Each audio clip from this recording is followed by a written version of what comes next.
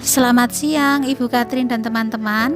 Kami dari kelompok 8 akan menyampaikan tentang konsep teori dan asuhan keperawatan eklamsi. Teman-teman tentu sudah mengetahui apa itu eklamsia. Kami akan menyampaikan eklamsia itu adalah terjadinya kejang atau koma pada ibu hamil dengan preeklamsia, tetapi tidak ada riwayat kelainan yang dapat menyebabkan kejang pada pasien ini. Baik, terima kasih. Selanjutnya saya akan menjelaskan tentang patoflow dari eklamsi.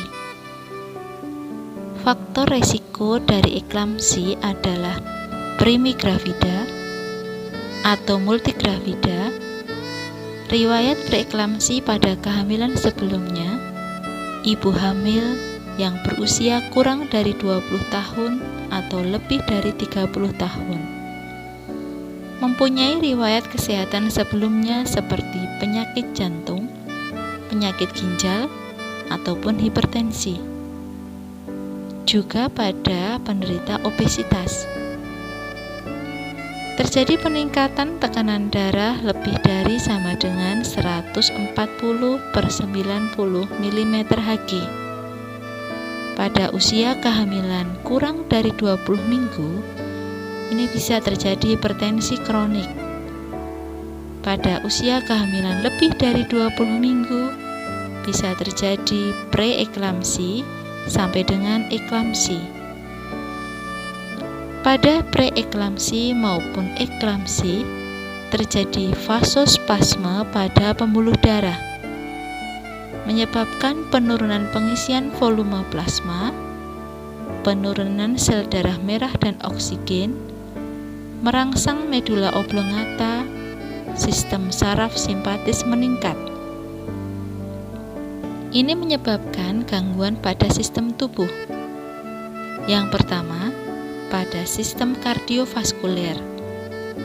Terjadi vasospasme pada pembuluh darah, mengakibatkan penurunan pengisian darah di ventrikel kiri. Ini bisa terjadi penurunan kardiak output. Muncullah diagnosa keperawatan penurunan curah jantung. Selanjutnya pada sistem pernafasan. Terjadilah edema paru, muncullah dyspnoe. Di sini muncul diagnosa keperawatan pola nafas tidak efektif. Bila hal ini tidak segera diatasi atau tidak bisa diatasi, maka bisa terjadi gagal nafas. Muncullah diagnosa gangguan ventilasi spontan. Juga muncul diagnosa keperawatan ansietas yang berhubungan dengan ancaman kematian. Selanjutnya pada sistem persyarafan, terjadi edema cerebral. Terjadi peningkatan TIK. Muncullah diagnosa keperawatan risiko perfusi cerebral tidak efektif. Pada sistem perkemihan, terjadi vasokonstriksi ginjal, peningkatan renin, angiotensin, dan aldosteron. Muncullah edema. Diagnosa keperawatan yang muncul adalah hipervolemia. Sedangkan pada sistem pencernaan, HCl meningkat, peristaltik menurun, terjadinya malnutrisi, gangguan nutrisi yang mengakibatkan penurunan imunitas tubuh yang bisa diangkat diagnosa keperawatan risiko infeksi. Yang membedakan preeklamsi dengan eklamsi ini sudah terjadi kejang, sehingga terjadi spasme jalan nafas, hipersekresi jalan nafas, muncullah diagnosa bersihan jalan nafas tidak efektif. Penurunan plasma dalam sirkulasi mengakibatkan peningkatan hematokrit, penurunan perfusi ke organ dan ke uteroplasenta, sehingga terjadi gangguan pertumbuhan plasenta. Di sini muncul diagnosa keperawatan risiko cedera janin. Keputusan bisa diambil untuk terminasi kehamilan, bisa secara per vaginam maupun secara sesar. Muncullah diagnosa keperawatan nyeri.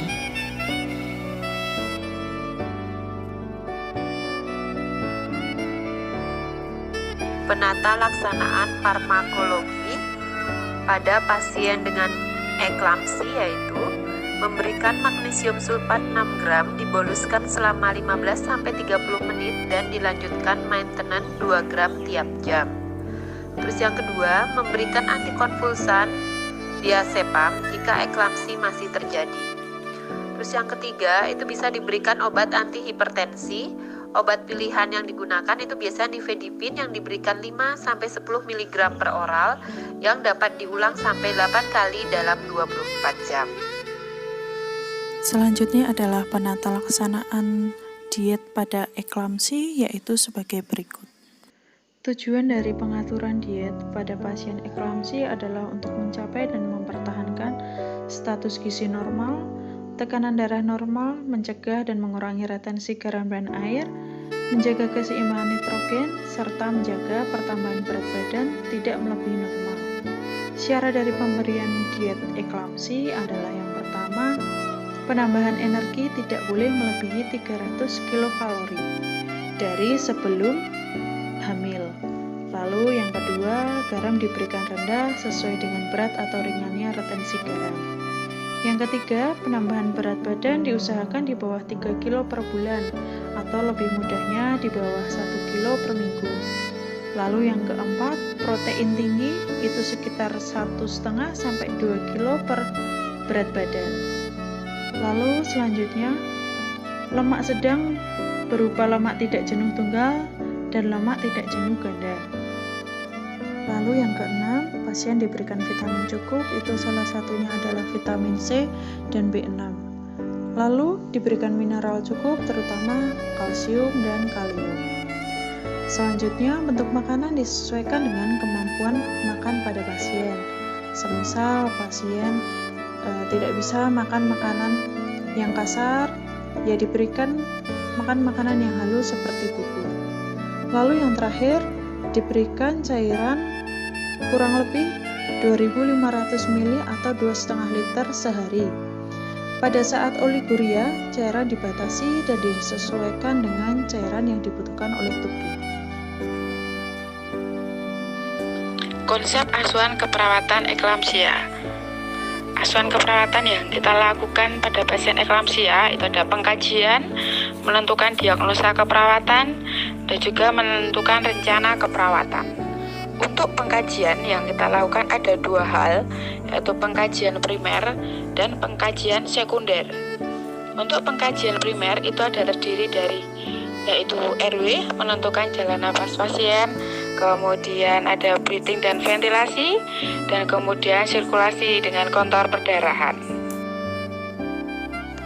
Pengkajian sekunder, data yang dikaji pada ibu bersalin dengan eklamsia, anamnesa, identitas pasien, kemudian keluhan utama, riwayat kesehatan sekarang, riwayat kesehatan sebelumnya, misalnya apakah ada terjadi eklamsia sebelumnya, penyakit ginjal, anemia, atau hipertensi kronik, atau mungkin ada diabetes mellitus. Kemudian riwayat kehamilan, seandainya ini terjadi kehamilan kedua, kita bisa tanya kehamilan sebelumnya, apakah ada riwayat kehamilan ganda, pola hidatidosa, atau mungkin ada riwayat kehamilan eklamsi sebelumnya. Kemudian pola nutrisi, jenis makanan yang dikonsumsi ibu selama hamil itu bagaimana. Pemeriksaan penunjang, pastinya ada melakukan monitoring tanda vital, khususnya tekanan darah yang diukur dalam posisi berbaring, kemudian pemeriksaan laboratorium seperti proteinuri, kadar hematokrit, berat jenis urin, dan juga ureum kreatinin. Kemudian juga berat badan ibu hamil selama setiap minggu itu dia mengalami peningkatan berapa kilogram, kemudian tingkat kesadaran ibu, USG untuk mengetahui keadaan janin. Diagnosa keperawatan yang mungkin muncul dalam asuhan keperawatan eklamsia ini adalah gangguan ventilasi spontan, bersihan jalan napas tidak efektif, resiko perfusi serebral tidak efektif, penurunan curah jantung, resiko cedera pada janin, resiko infeksi, ansietas, hipervolemia, dan juga pola nafas tidak efektif, dan juga nyeri. Untuk rencana keperawatan, kita menggunakan pedoman buku SDKI, SLKI, dan juga SIGI. Di sini sudah kita tuliskan dari diagnosa pertama sampai dengan diagnosa 10. Terima kasih.